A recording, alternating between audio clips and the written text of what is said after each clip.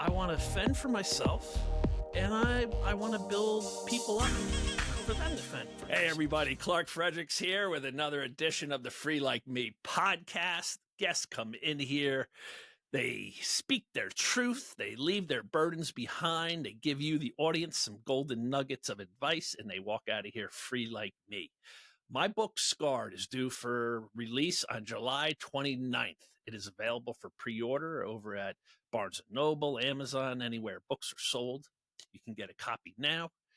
And I just feel it's going to do for so many people what so many books I read while I was locked up, struggling in such a dark spot, dark hole. I would read and I would get inspired that, maybe this isn't the end. Maybe I can get out of this hole I'm in. And I just feel my book is going to inspire people the same way those books inspired me. So head over, pick up a copy now. If you're interested in being a guest on the show, if you've had any type of interesting life, it doesn't have to be abuse or addiction, just, an interesting journey in life, reach out to me. Let's get you on. Share it. Let's inspire the audience, and let's free you up. If you're interested in my coaching program, you can reach out to me, any social media site or the website, freelike-me.com, and set up a consultation call, and we'll get you started. And this week we have a interesting guest. It's a totally different topic. She willingly was involved with someone and then was betrayed, and her life took a dark downward spiral turn, and she really had to crawl out of a deep hole she got herself into. So this week's guest is Mia. Let's meet her. Mia, my dear, welcome to the show. Thank you so much for having me. Good morning. Good morning. We found each other on Facebook, and you're an active participant on my posts. And I'm a huge supporter. Truly, you are really giving a voice for the voiceless, so to speak. We would always use that term in animal rights activism, like using a voice for the voiceless. And I'm like, well, this is like same thing. You're really giving a voice to the voiceless. So I truly appreciate it.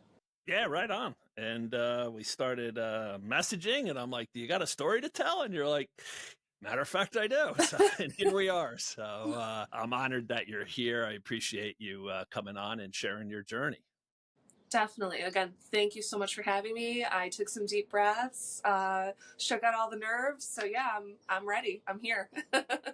Yeah, I do Wim Hof breathing every morning, and I was listening to another podcast, and the guy does a lot of speaking on stage, and the host asked him, how do you calm yourself, before going out in front of large audiences? And he goes, I do Wim Hof breathing. He goes, so I do my breathing, and it just calms me and centers me, and then I go out and nail it. So I do that. You just did it before the show started. So bravo. Love it. Love it. Yeah. I love Wim Hof. Big fan. He's the Iceman, gotta love him. I know women don't like to talk about their age, but just to give people a context, how old are you now? When are we going to be talking about when you grew up? Yeah, so I am 35 years young, as I like to say, even though I'm definitely like, a part of me is like, oh, I'm still young, I still have time. And then, of course, when you get to this age, you're like, crap, this is kind of like a midlife crisis. So there's the two sides to it. But anyway, yeah, I'm 35, and we will be processing, I would love to process today, specifically what had happened to me at the age, or what had happened. I don't want to even use those words, what had happened to me. Again, I love how you're all about breaking the victim mentality. I'm like, I want to be careful with my words today, but it did happen. And it happened at 14, and it changed the trajectory of my life. So everyone will hear a very stark contrast as to who I was before the incident, and then who I became after the incident, and who I struggle with really being now, like working in a corporate job. It's a grocery store, but it's very corporate. Being in school part-time and juggling the stress of that. It's like, it's a lot, just trying to function as an adult and be like, who is the healthiest version of myself? Like who who am I really? It's like I'm asking it every single day, because I do have like the devil and the angel always constantly fighting, because of, I'll share with the audience who I was before the incident and who I was after. It's almost like I feel like I have a split personality that I'm dealing with every single day. Like I want to be the healthiest version of myself. I want to be the good, it's the Christian part of me that's like, I want to be the good version of myself. But there's this devil that's like, oh, but F the world, man. You know what happened. F the world. F your corporate job. F school. That's not going to get you blah, blah. It's like, man, I'm struggling with it every single day. Yeah, I had a guest on Denny, a month or so ago, and man, he talked exactly what you're talking about. And could I ever relate? He's like, I was having problems in my marriage, and he goes, I could have saved my marriage. He goes, but there was that part of me that just said, let's blow everything up. Let's create chaos. We thrive in chaos. We love chaos, and let's see if we can dig ourselves out of the hole once again. And his marriage blew up, and house went into foreclosure, and he had to start from scratch again. I was like, oh, do I know that feeling? Like, it's just like I struggle with that also. I had this talk with my girlfriend, not too long ago. I'm like, there's a part of me that just wants to blow things up and run away, and just like I sometimes have to fight just to stay in the game every day, and the old me would have blown it up. The new me is willing to fight and struggle and not do what you're saying, so I know the struggle. Yeah, absolutely. Or AKA the struggle of self-sabotage, right? Because ultimately that is self-sabotage. That's like, all right, let's just ruin everything, and we're so unconscious of it. But I like how you said it's that part of the mind, or the part of our past, that is used to the chaos, that is used to the drama, and is just like, man, this boring, mundane. And again, even me, I'm at this grocery store, and it's like, I know what I'm capable of. I know, like, man, I could be a dancer again. I could be an artist. I could be a poet. Like, all these constant creative ideas are running through my mind. I could do this. I could do this. I could do. But the thing with the grocery store and the corporate environment is that it's keeping me on the right track. I get a 401k. I have a regular paycheck. With that comes the stability and the sanity that I need for my life. But that insane part, the creative part, the part that a lot of my friends revere, they're like, Mia, you're an artist. You're an artist. So you get revered. You get kudos for that part of you, that wild, creative, like, I just want to mess it all up and, be wild part of you, is like being rewarded even from society and from my friends and from myself. And I get it, that it's nothing wrong with being an artist, but I need sanity and stability. That's what I need for my recovery, for myself, to not self-sabotage.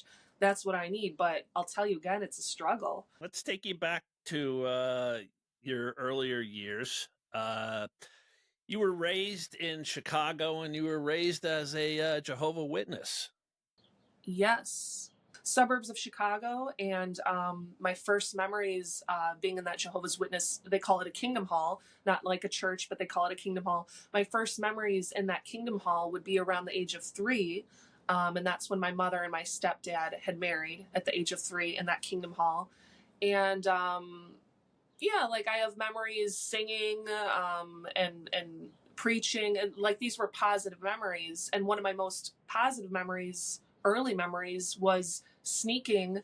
I won't mention her name, because I remember we went over that to try to, protect the names. We won't mention any names, but she was my best friend. She was my sister. So I also grew up in the suburbs of Chicago as an only child. So any other only children out there know and can probably relate. Man, it could be freaking isolating and freaking lonely. So anyone that shows you love or comfort or friendship, you kind of like latch onto, and they're kind of like your precious gem, so to speak. And that's who this best friend was. And I met her through the Kingdom Hall of Jehovah's Witnesses. And one of my first memories with her was sneaking her out of the Kingdom Hall under my coat and into the back seat of my parents' car. Like, literally snuck her under my coat, huddled her in, snuck her to the car, and then my parents turned around. They're like, what are you doing? Who is that? And we were like, oh, it's just me trying to take my best friend home because I want to have another sleepover with her. It was just good memories, like really good memories. And I loved her dearly. But yeah, that's where the story really starts. Yeah. Yeah, you didn't necessarily have abuse at your household, in the traditional sense that most of my guests have, but you had chaos, let's say, some chaos. And you sort of like latched on to this best friend and her family as, just the calming, sane ground that you needed, right?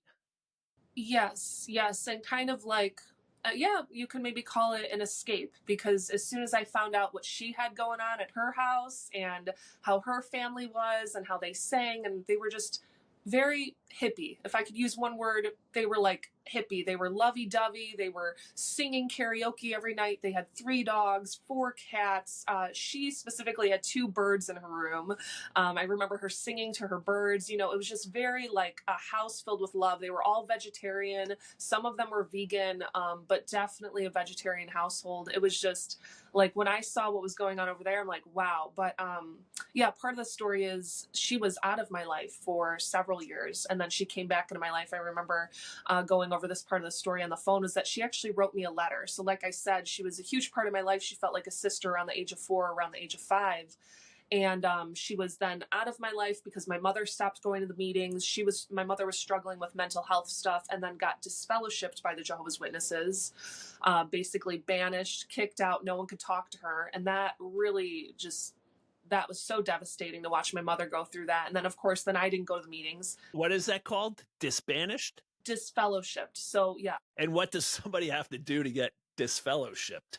Any visible sin, right? And it's my personal viewpoint now, being more mature in my own faith and my own spiritual practices, is that we're all sinners, but Jehovah's Witnesses are very black and white about it. Like if you swear, if you're, I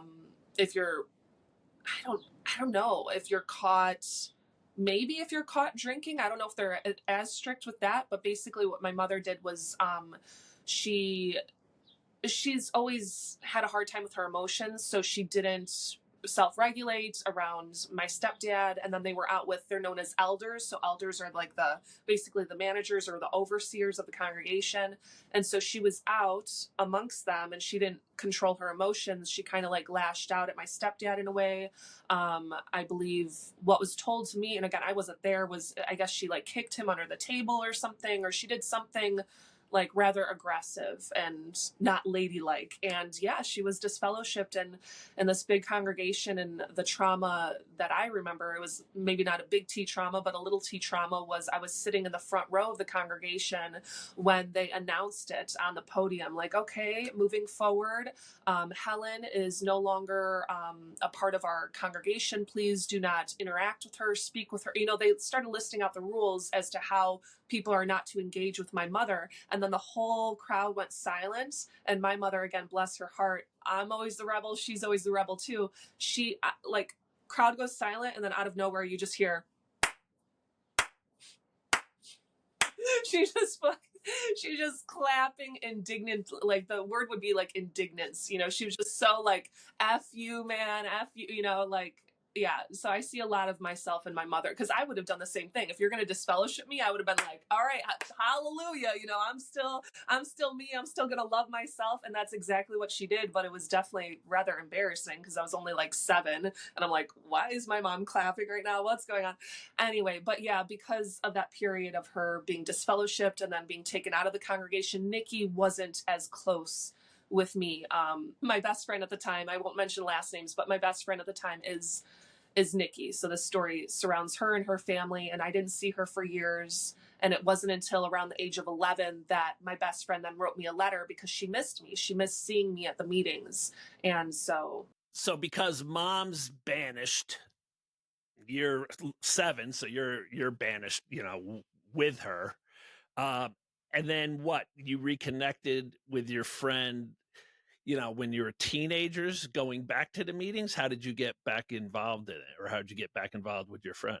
Even younger than teenage years, I remember it was around maybe 10 or 11, because I remember this innocent feeling of like pen pals. I don't know if anyone's ever had a pen pal before, but I couldn't believe opening up this letter. I'm like, oh my goodness, I have a pen pal. I open it up, and Yeah, it's from my best friend from the Kingdom Hall. And she's writing to me. No one in my life has ever called me Mur. So my legal name is Maria. My nickname is Mia. I go by Mia today. But no one ever has called me Mur, like, hey, Mur, except for my best friend. So as soon as I open up the letter, it's just like, it's very loving, like, hey, Mur, like, come back to the meetings, miss you, very loving energy. We miss you, come back. And so naturally, again, only child, feeling lonely, missing that sense of community and oneness and singing and love from the Kingdom Halls. I naturally did miss it. So I basically said, yes, yeah, take me to meetings again. So basically her, parents would come over to my house, drive over and take us over to the meetings. And I have like vague memories of that, like how, like what was the first time back at, I was like 10 or 11. All those memories are very vague. All I remember is like the love was there. The love was just there again. I loved her family. I was so grateful that they were taking me back to the meetings. That's what I remember. So now you two aren't going to the same high school, so you're not seeing each other outside of the church. It was either at the church services or nothing, right? Yeah, exactly. And once again, at this time, we're in middle school, because it was high school that I started having the problems. So at this time, yeah, she's at a separate middle school. I'm at a separate middle school. The only times we see each other is at the meetings or sleepovers. We did start having sleepovers probably by the time I was like 12 or 13. To the sleepover at 14 and what occurred and then just, where it went from there. As I remember it, we often had sleepovers. It was a regular occurrence. I started feeling like I was part of the family. She had the uncle living there, the dad, the mom. She had 2 brothers, 4 dogs, 3 cats. I knew all of them like the back of my hand, so to speak. They felt really, truly like family. I was over there all the time. And they had this nickname for me, hey, Mur, hey, Mur. And it was just all loving energy. I even went to the farmhouse with them. They had a farmhouse in northern Illinois. I have memories of them driving the tractor on the farm and, just the dogs running in and out of the house. It was my paradise. If we talk about heaven on earth, right now I'm working with a healer and I'm healing through a lot of these memories. And again, this memory I'm about to share. And the healer says, our goal in this life is to build heaven on earth. And when I think back at this period of my life, this time in my life, and the pictures, I still have so many photographs and so many pictures of this time I spent with them. This was my heaven on earth. Really. They brought so much joy into my life, being able to be my authentic, open, crazy, vulnerable, messy self and sing every night and have fun and watch movies. They were obsessed with Lord of the Rings. They got me into Lord of the Rings. It was just like, that was my Shire, that was my heaven on earth. And so it went from that contrast to, again, feeling like I had everything. I had heaven on earth. I had this big family that always were, they were always inviting me to Jehovah's Witness meetings. They were always having sleepovers. We were always having fun. It went from that to one night, one sleepover, again, just another of the, 100 we've already had. I'm lying next to my best friend in actually her mother's bed. So her mother must have been out of town because I remember specifically we were in her mother's room. And I'm lying down. My best friend is on my right, and there is an opening on my left. And I heard footsteps coming in. We had only been lying down maybe for about 20 minutes, maybe 30, if I'm lucky, if I'm really thinking about it. Like, it's not like it was like 2:00 in the morning and we were already fast asleep. Like, we had just lied down, maybe 20 or 30 minutes. And I heard some footsteps and I'm like, interesting. I kind of open my eyes and I'm just like, what's going on?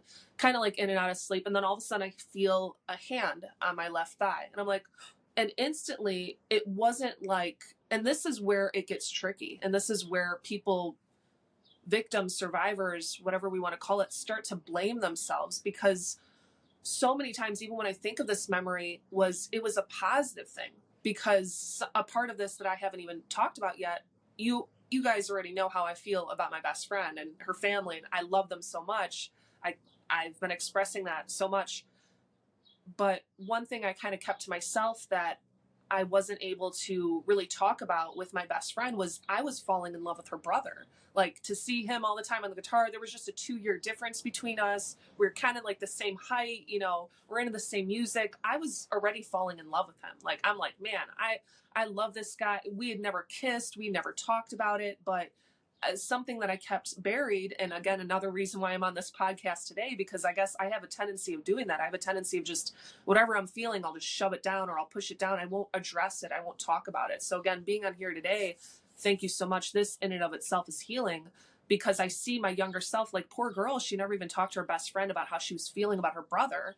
And so here I am laying down, I feel his hand on my left thigh. To me, that was an instant, like, positive. I'm like, oh, he's coming on to me. Like, I was 14 at the time. I had never had sex. The most I'd ever done was like make out. I made out with my neighbor, Tavi, once. I remember, like, I would make out and stuff, but nothing like first base or second base or all this. Like, you know, it was innocent. I was just so innocent. And so when he put his hand on my thigh and he whispers in my ear, like, hey, come down to my bedroom, like, just follow me down there. And I'm like, okay, it was just like, it was a no-brainer. And keep in mind, his sister is lying to my right. So I think about it now in my older, adult, more mature mind. I'm like, that's already the sign of incest right there, which I'll get to later in the story. But the fact that this brother is comfortable enough going in his sister's bed, you know, like, his sister's lying down in this bed. Why is he coming on him? You know, now I see it's kind of sloppy and kind of like a sign of incest. Anyway, so I digress. We go down to his bedroom. It was not romantic. It was nothing I had ever seen in movies. It was not like, hey, you know, I really care about you. You know, you're always coming to the farmhouse. Like, I want you to be my girlfriend. It was nothing like, of course, my little girl brain had wanted. Like, 14-year-old me would have wanted that. Like, hey, let's be boyfriend, girlfriend. Sure, we can make out on your couch or whatever. It was more so like, he called me into his bedroom down there and he showed me everything except penetration, except for actual sex. We did it all. We did everything. And that right there was, okay, my innocence was gone. A whole new world was opened up to me, and it seemed very mechanical, very robotic. I'll say it again. It didn't feel like the love that I described in the story. You know, starting out, I was like, there was so much love. We went to the farmhouse. There was dogs. We're singing karaoke. You know, just my whole heart was so attached to this family. All of a sudden, that love, like, wasn't there. You know, I'll say it again. It felt mechanical. It felt robotic. It felt like he was just doing an action, and he was doing it to me, and he was telling me what to do on him. And then he's like, all right, good night. You know, there was no talks of future. There was no talks of boyfriend, girlfriend. And again, I was just confused. I'm like, all right, I guess that just happened. And I went back up to my best friend's bedroom, went back to sleep, woke up the next day. There was no talk about it. No talk at all. You know, I wasn't caught, so to speak. It wasn't until a week later, trying to make a long story short, a week later, I was wondering why she wasn't taking me to the Jehovah's Witness meetings. You know, it's like Tuesday night was last night. She never called me for these Jehovah's Witnesses. They meet 3 times per week. They're very serious about their studying and their religious practices, all this. And I'm like, what the heck? She always takes me on a Tuesday night. It's Wednesday now. She's still not taking me. Where's my best friend? I'm already starting to feel that abandonment. So I call her. She's not answering. I call her. She's not answering. And then finally I get a call back maybe by that Wednesday or that Thursday, a couple days after she just totally bailed on me for taking me to the meetings. And she gets me on the phone and she's like, hey, I know what you and my brother did. That's wrong in God's eyes. And I'm not taking you to the meetings anymore. Goodbye. Just completely, like, if there was an actual rug underneath me, you know, the rug was just completely torn out. Not only did I not get the boyfriend of my dreams, again, 14-year-old, all I ever wanted was a boyfriend. I'm like, oh, it'd be so great, you know, we could be boyfriend. So not only am I not getting the boyfriend, I could have sworn Andy liked me. Like, this means that he likes me, right? Like, he did these physical things to me, like, he likes me, right? So not only is my heart shattered because no, actually he doesn't like me, he was just using me, or he abused me. Not only that, but now the whole family that I had grown so fond of the last 4 years, again, it was approximately from 10 to 14, you know, constantly having these sleepovers, getting so attached to the family. Now I just it felt like I lost a whole family, you know, and as my EMDR therapist put it, as I told her the story, she's like, yeah, you lost your family. So I like lost my whole family at the age of 14 based on one phone call, based on her trauma, which I talked about with another therapist, that another therapist claims that she just couldn't handle my best friend couldn't handle what had happened to her, so she took it out on me. So what was the immediate impact like upon you going forward? You had to be heartbroken. Here you thought you had the love of your life. That gets shattered.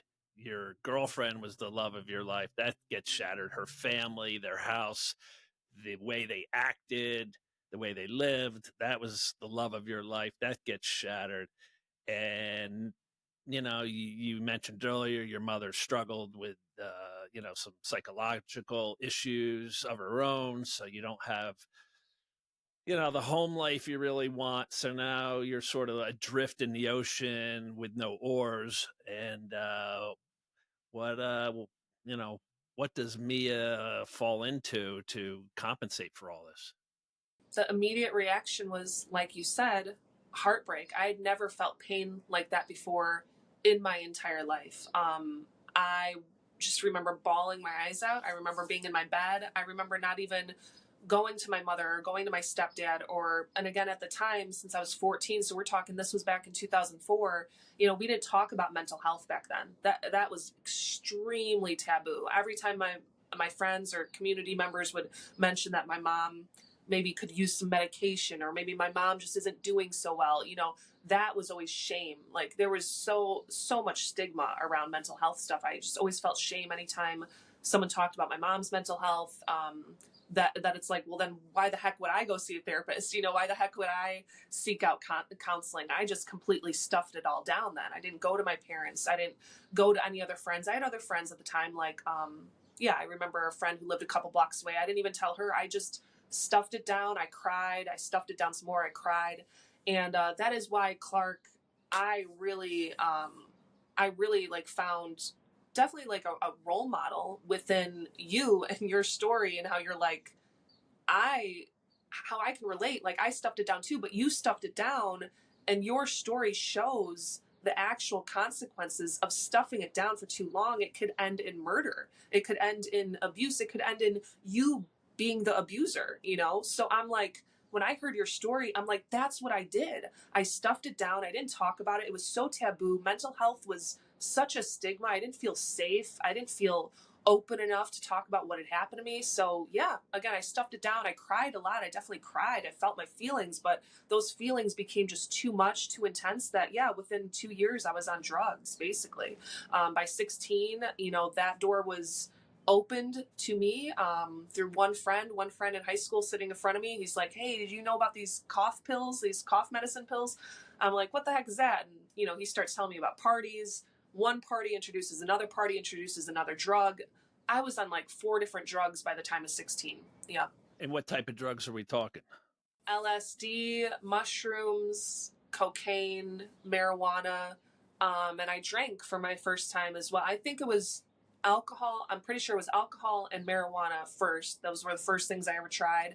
And yeah, I remember those nights vividly because I did it by myself. I remember just sitting with a bottle and just, trying to drown those feelings, drown those emotions. I listened to all of my favorite artists, as I already shared in this podcast. I have a very creative mind. A lot of my artists have been like hero figures in my life.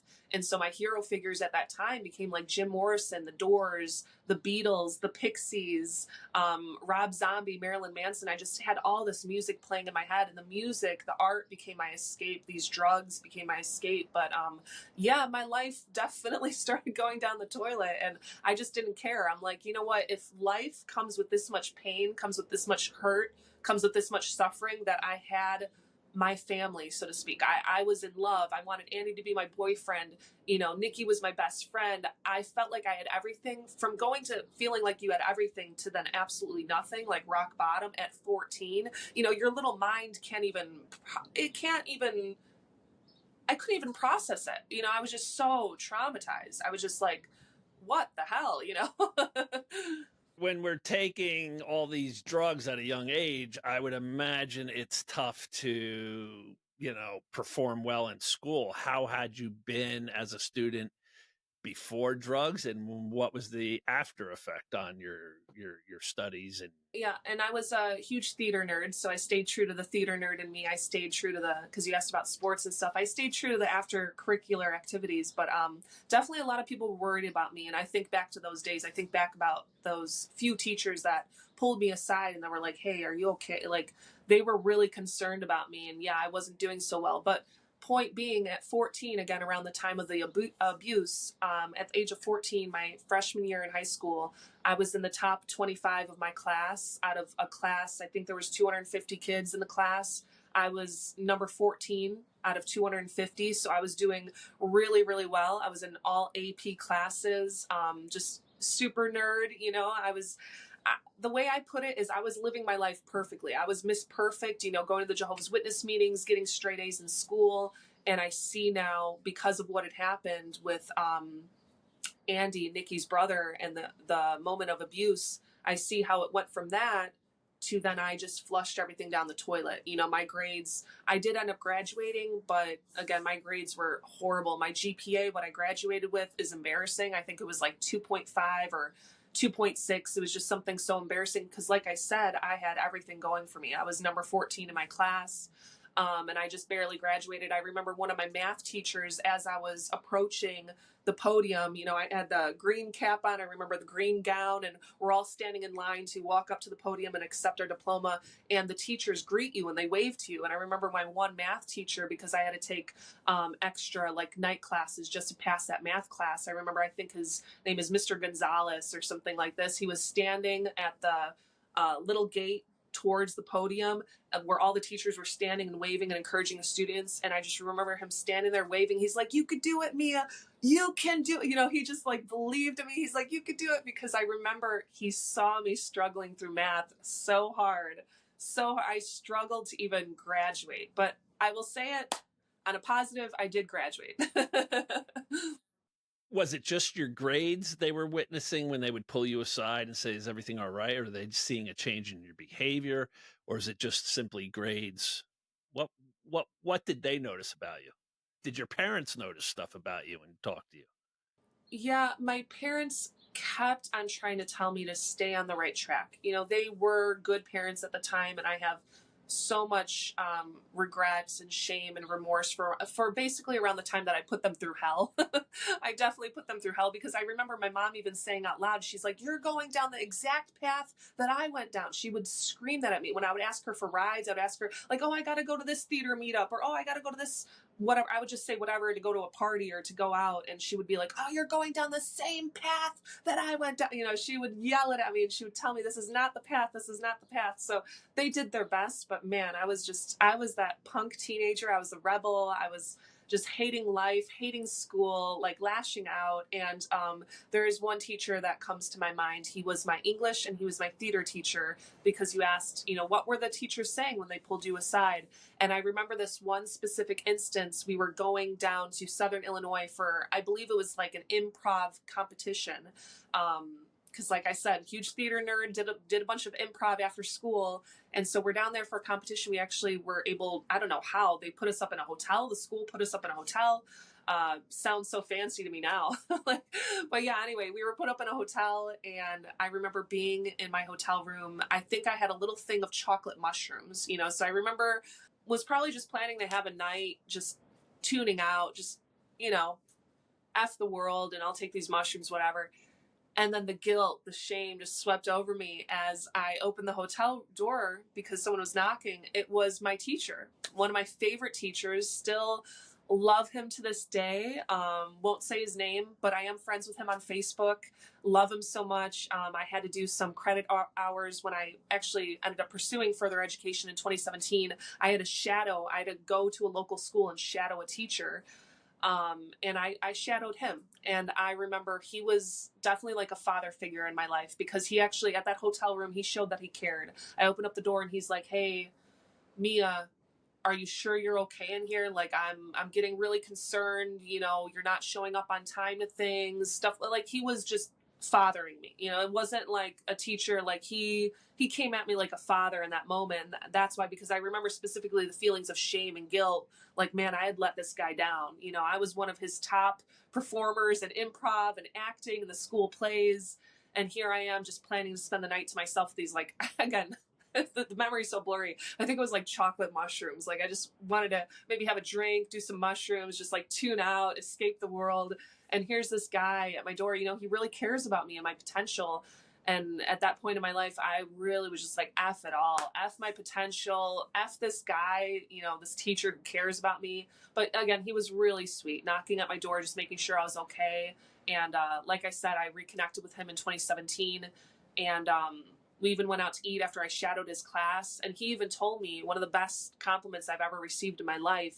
He's like, man, I wish my daughter was like you. She's always hanging out with this loser. She's obsessed with this loser. She's always like driving 3 hours for this loser. He's like, man, I really wish my daughter could be more like you. Like, because this is a good and a bad thing, but basically I've like never had boyfriends. But again, it's probably going back to the abuse, but I've really been that independent woman. Like, I don't need a man, sort of thing. And I'm going to find my happiness on my own, because I saw the codependency in which that family became my happiness. That family became my life. And when tragedy happened, I had nothing, so I grew up to become this very independent woman, I still to this day, never married, no kids. And my favorite teacher, again, he saw that quality within me, whether it's good or bad. He saw that about me, and he's like, man, I wish my daughter could be more like you. And I'll say it to this day. He's like a father to me, and I'm really grateful for that teacher. I'm really, really, really grateful. I recall, I got called into the principal's office after, getting caught on class trip drinking, coming into school drunk, grades, just like mediocre at best. And, he called me in and he's just like, Clark, I don't get you. He goes, you have unlimited potential and yet you do absolutely nothing with it. He goes, what's going on with you?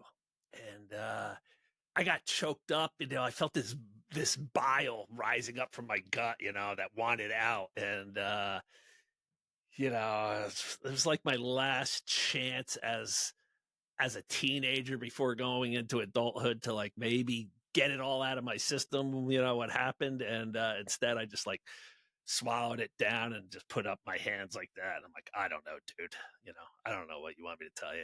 And, and that was it, and it's just, there are people that will help you, but you got to be ready for help. And,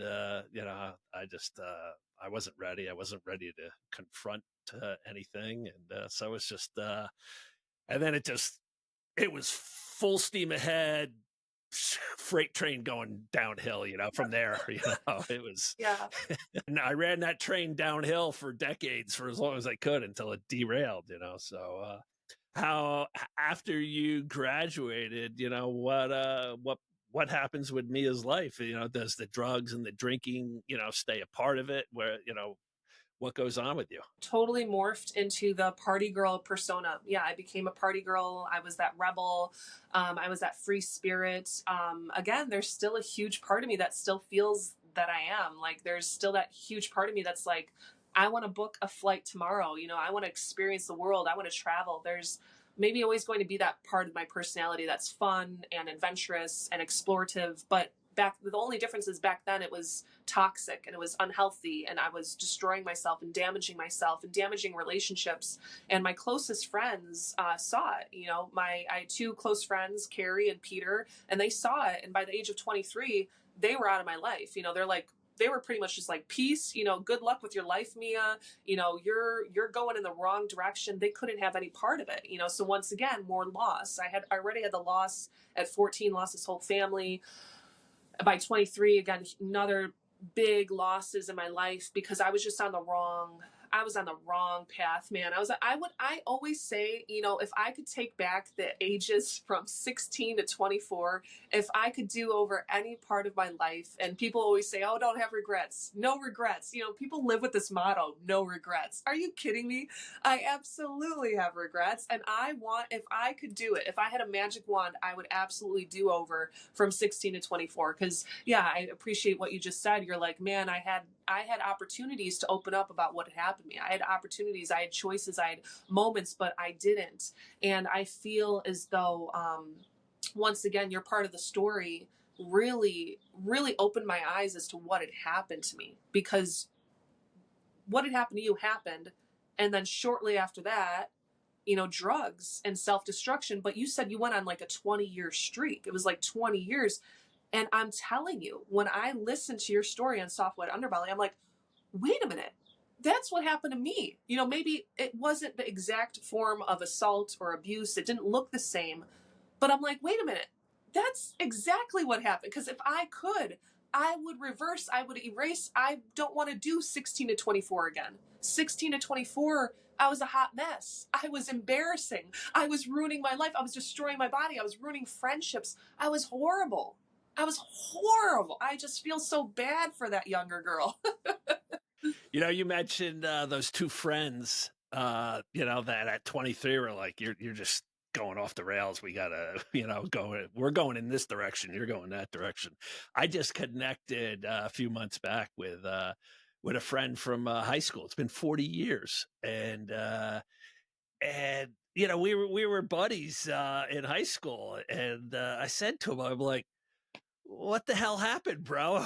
I'm like, why are you just reaching out now after 40 years? And he's like, well, dude, nothing for nothing, but after we graduated, I'm going for my finance degree in college, and I'm getting a job in finance, and I'm trying to build my career in finance. And you were just like a maniac. You were nuts.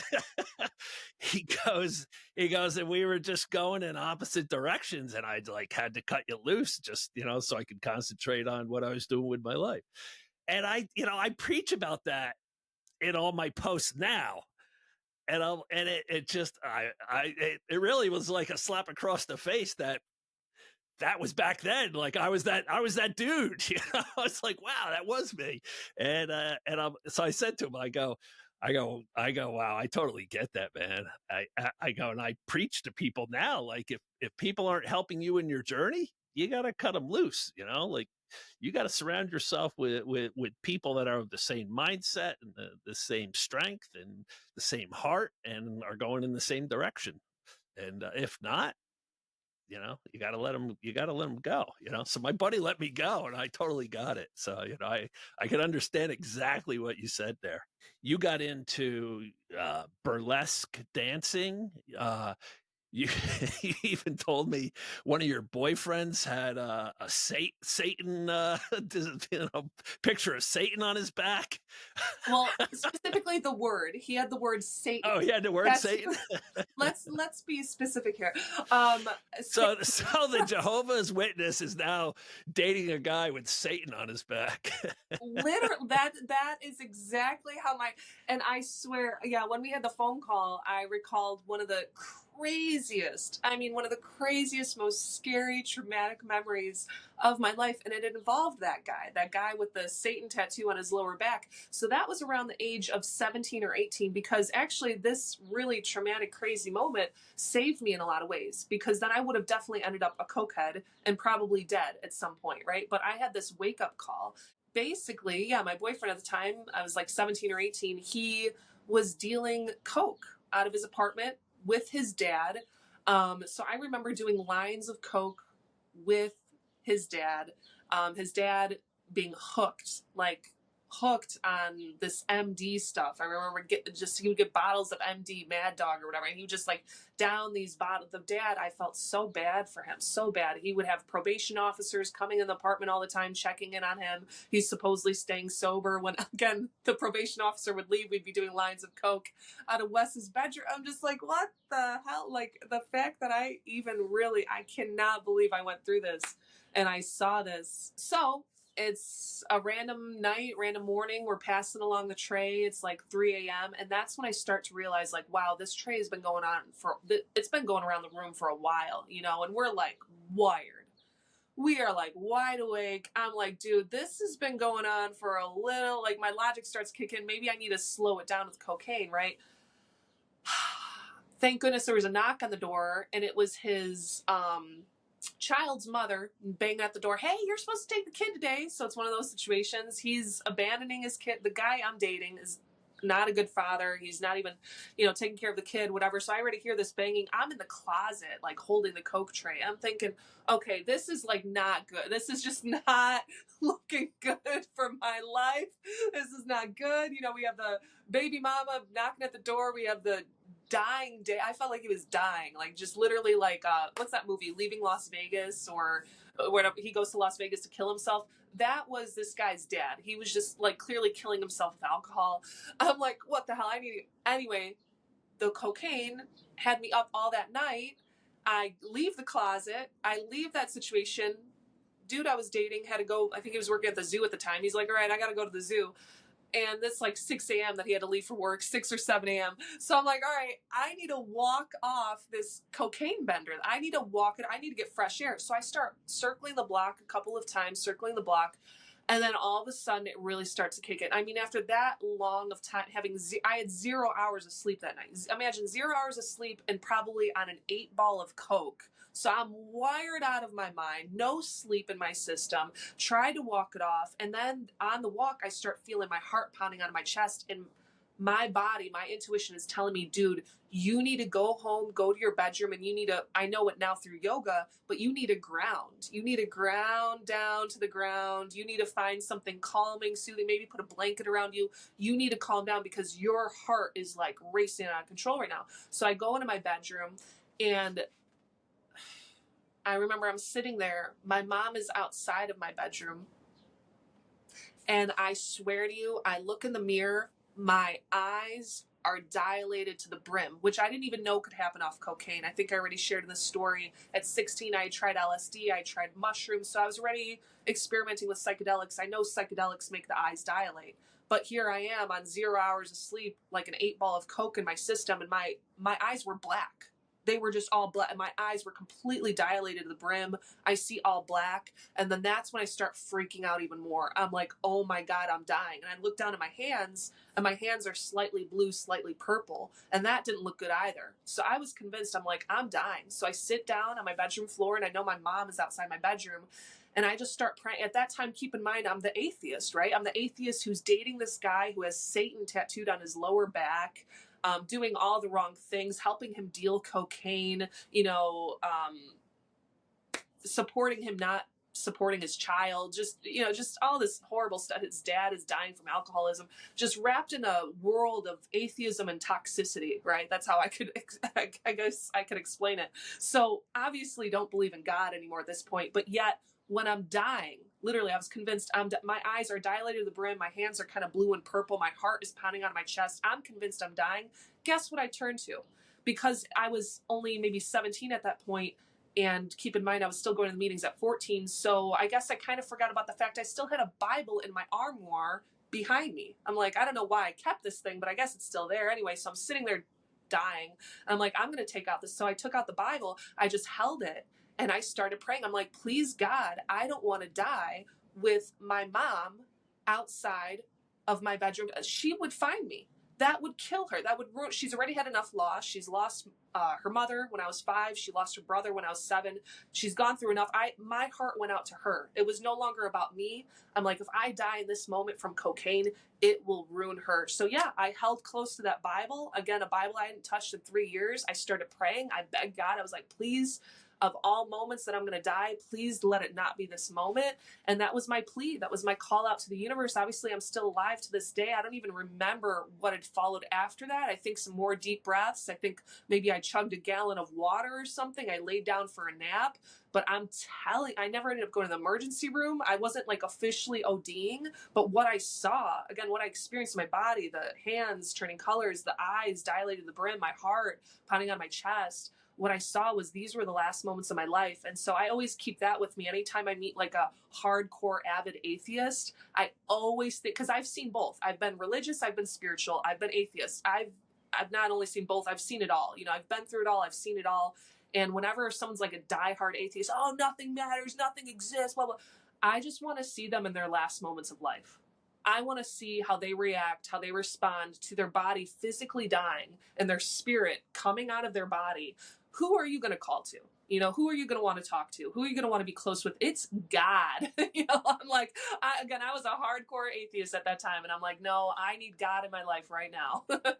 It's funny you say that, because the lieutenant of the state police who arrested me, Howie Ryan, he was on the show. And I don't think he spoke about it here.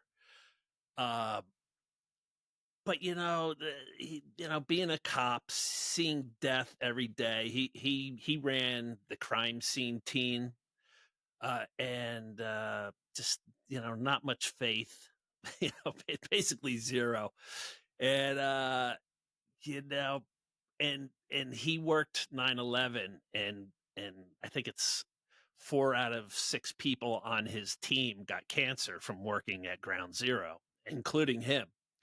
And he's like, people who claim to be atheists just haven't faced a life or death situation yet.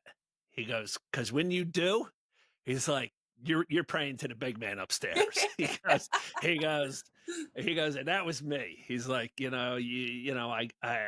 had kids late in life. He goes, I've got these 2 little kids, and I'm in my 50s and I get diagnosed with cancer.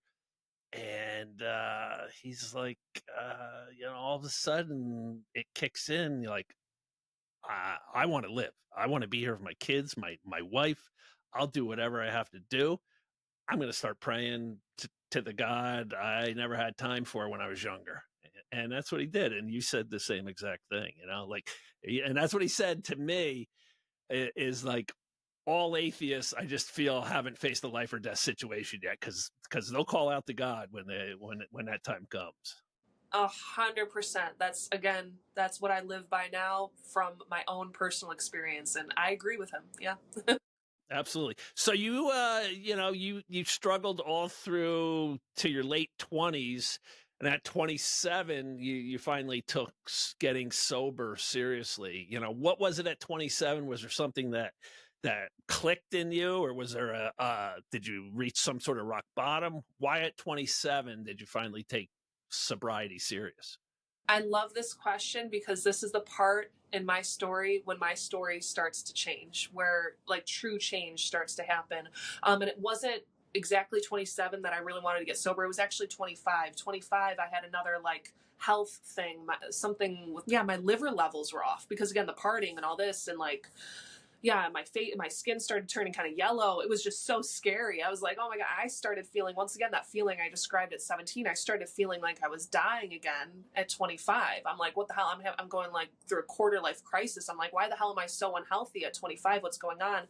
And that huge health scare was like, okay, let's really take sobriety seriously. So basically, and I remember mentioning this on the phone call with you because you were fascinated by the term dry drunk. So basically, I was dry drunk from 25 to 27 because, sure, I eliminated the alcohol because I was scared shitless. I'm like, oh my God, I feel like I'm dying at the age of 25. My skin is like turning yellow. The doctors are telling me my liver levels are off and I might have to take medication, all this stuff.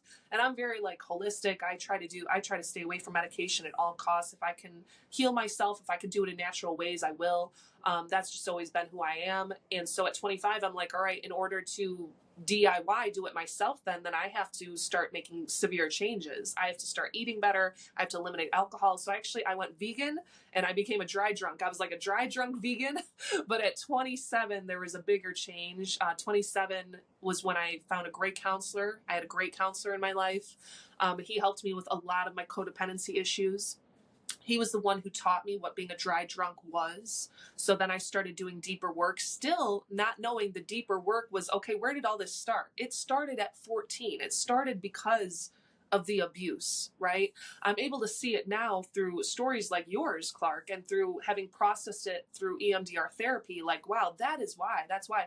But I'm telling you, for most of my life, I did shame myself. I did blame myself, like that Goodwill Hunting moment. Like, he's like, it's not your fault. It's not your fault. I swear, for most of my life, and definitely in my 20s, I did feel like what I did with her brother was my fault, because I did feel like I had a choice. You know, he put his hand on my leg. He invited me to his room. I could have said no. I could have been like, no, I'm lying next to your sister. You know, I'm having a sleepover with your sister. Leave me alone. You know, I blamed myself in so many ways. Like I didn't have to go down to his room. You know, I did something wrong. And then even the phone call that she made to me, she's like, I know what you did with my brother. That's wrong in God's eyes. So she like spiritually shamed me as well. So I had all this shame, like just convinced like, okay, I did something really bad. I did something really sinful. And you know, I got hurt along the process, and sure there's a lot of drugs and alcohol, but I never really viewed it with these words, sexual abuse. Like I survived sexual abuse, and that's what led to XYZ. You know, it was later on my journey, after hearing other people's stories, again including yours,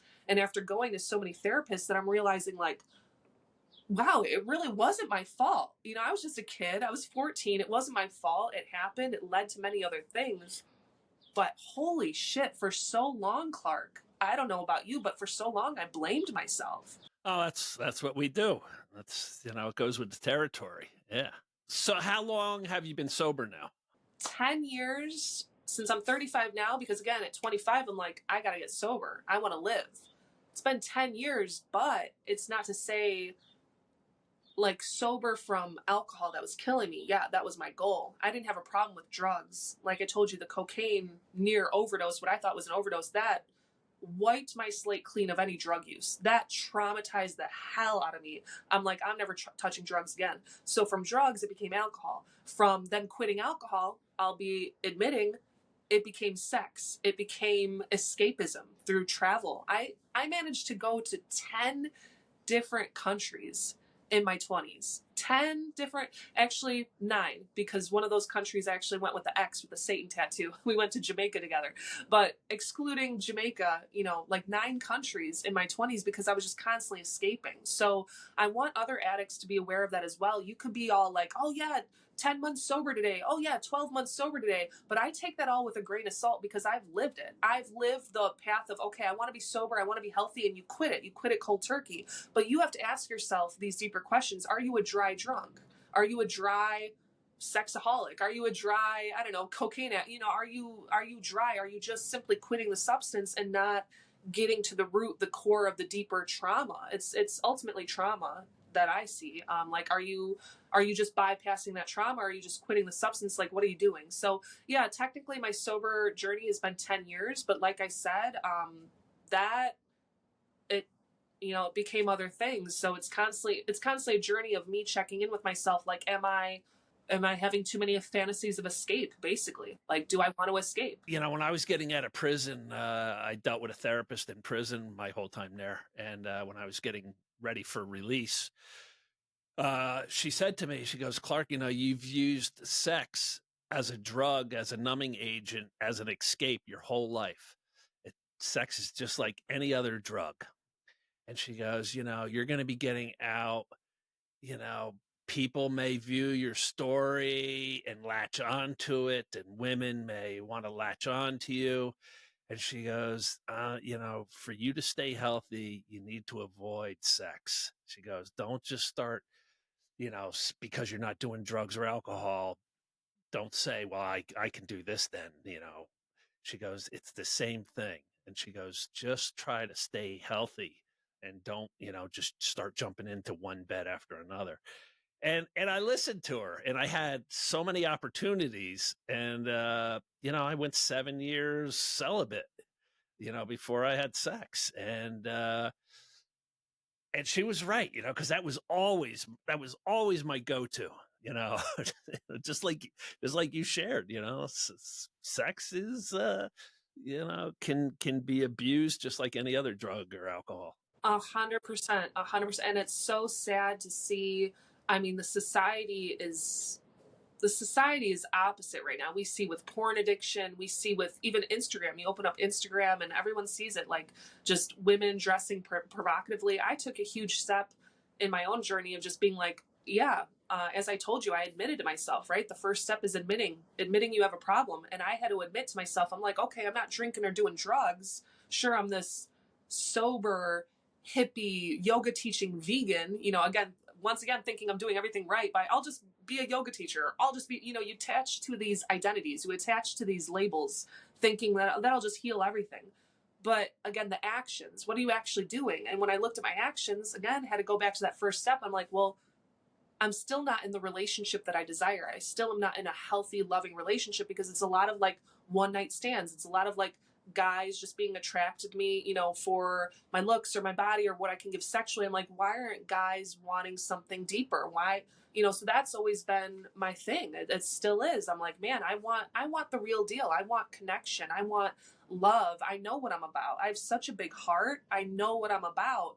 But again, the disease, if we could call it this disease of the mind or the trauma, is constantly like, well, this is my comfort zone, or well, this is what's being offered. And that's my man, that's my big disease, is like, I'll settle. I'm like, well, I got nothing, you know, if you're offering me this, you know, if guys offer me this. And so I'm really grateful. I've learned that that's what I'm up against, is like settling, is not knowing my worth, is being weak essentially in my sobriety and in my recovery journey.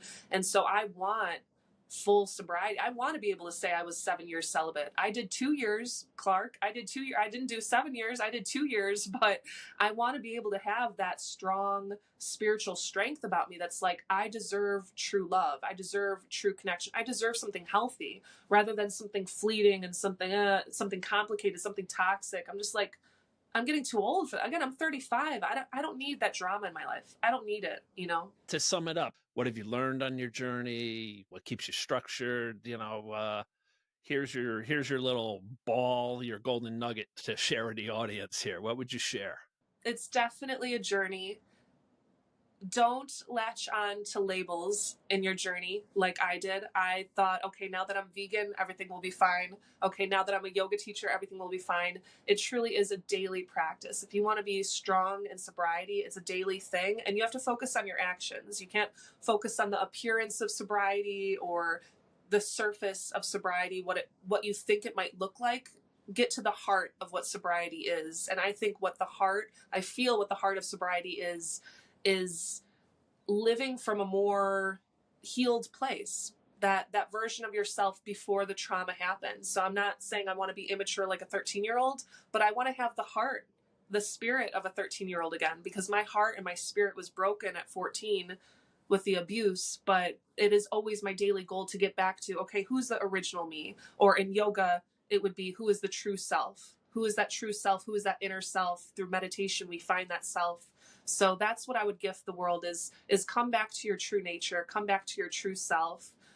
Don't take sobriety for surface level. Sobriety is so much deeper than just simply putting down a drink. And yeah, and just most importantly, stay strong. Keep on listening to stories like Clark's and it's the stories also that have given me strength. Thanks for taking the veil off your eyes and showing us the inner workings of Mia. And I appreciate you, and I appreciate you sharing your story.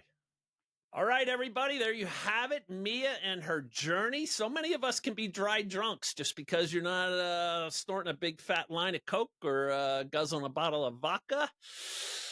Are you really healthy? Have you gotten to the root cause of what is driving your actions? Think about it. See you next week. Peace.